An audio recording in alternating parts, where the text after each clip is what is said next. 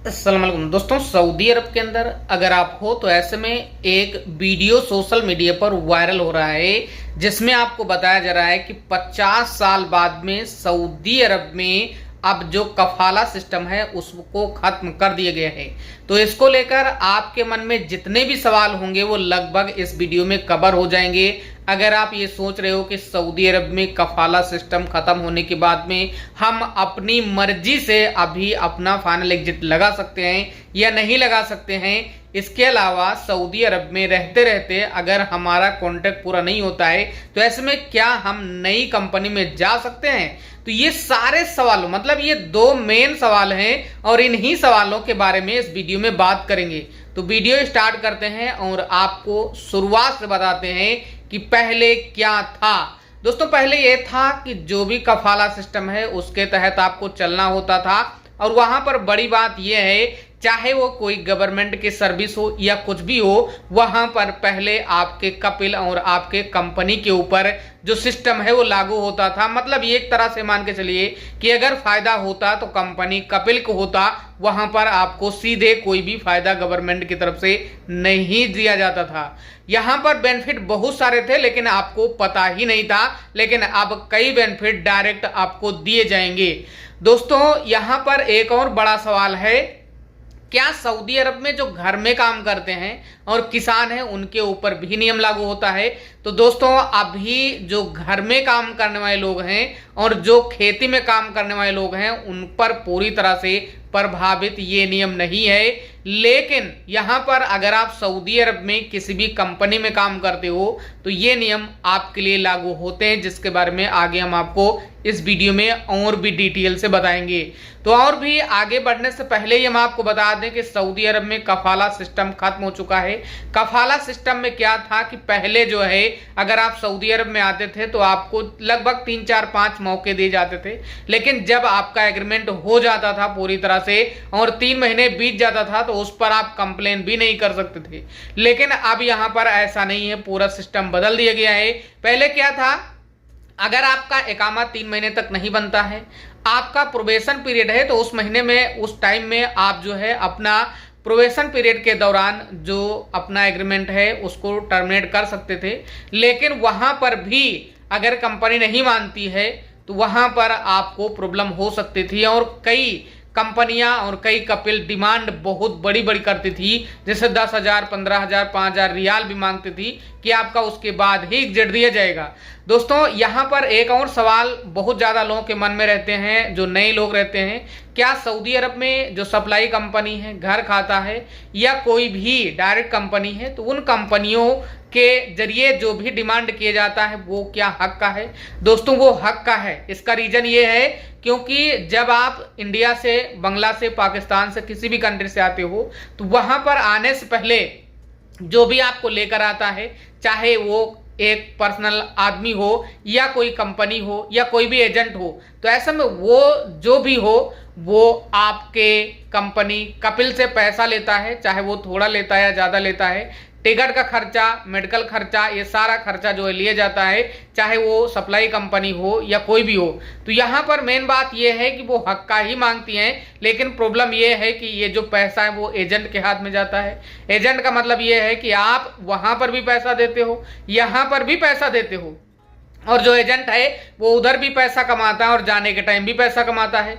तो अगर सीधा सीधा देखा जाए तो गरीबों के ऊपर ही ये मार आती है और ये मार अब खत्म कर दी गई है।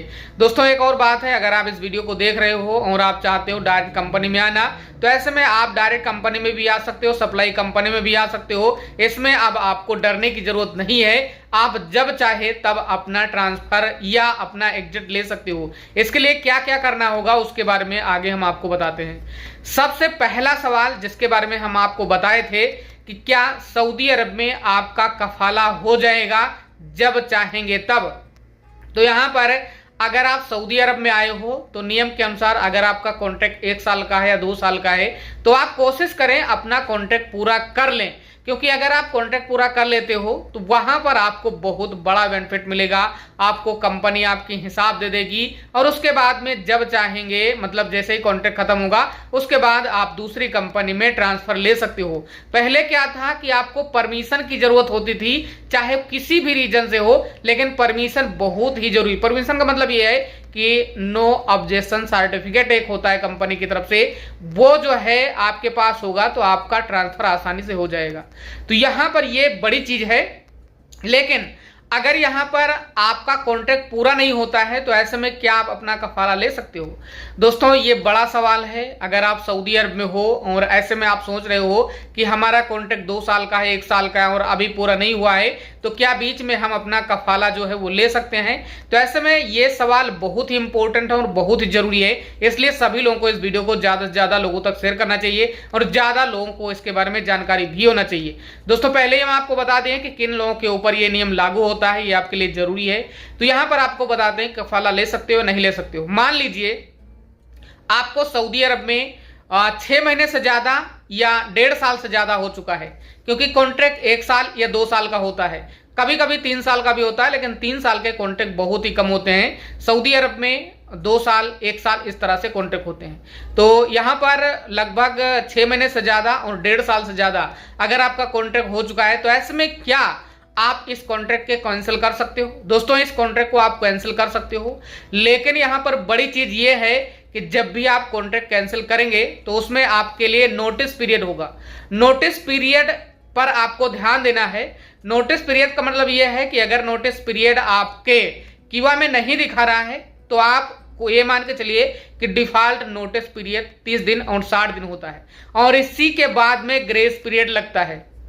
अब यहां पर ग्रेस पीरियड के बारे में भी जानकारी होना चाहिए। मतलब यह है कि जब भी आप कॉन्ट्रैक्ट कैंसिल करते हो तो फिर आपको ग्रेस पीरियड मिलता है और उस ग्रेस पीरियड के दौरान जब भी आप अप्लाई करते हो तो नो ऑब्जेक्शन सर्टिफिकेट अगर यहां पर कंपनी नहीं देती है और कंपनी नहीं मानती है, वो सीधे तौर पर कुछ ना कुछ करती है, जैसे कि आप डरते हो कि हमारे ऊपर मतलब हुरूब लगा देगी या कुछ भी ऐसा करेगी, तो इसमें आपको डरने की जरूरत नहीं है। जो भी आप ऑनलाइन कीवा में एप्लीकेशन सबमिट किए हुए अवसर में आपने एप्लीकेशन के जरिए सबमिट किए हैं कोई भी फाइल, तो ऐसे में आपको डरने की जरूरत नहीं है। ये सारे डॉक्यूमेंट ऑनलाइन होते हैं और आपको ये सारे डॉक्यूमेंट अपने पास रखना है।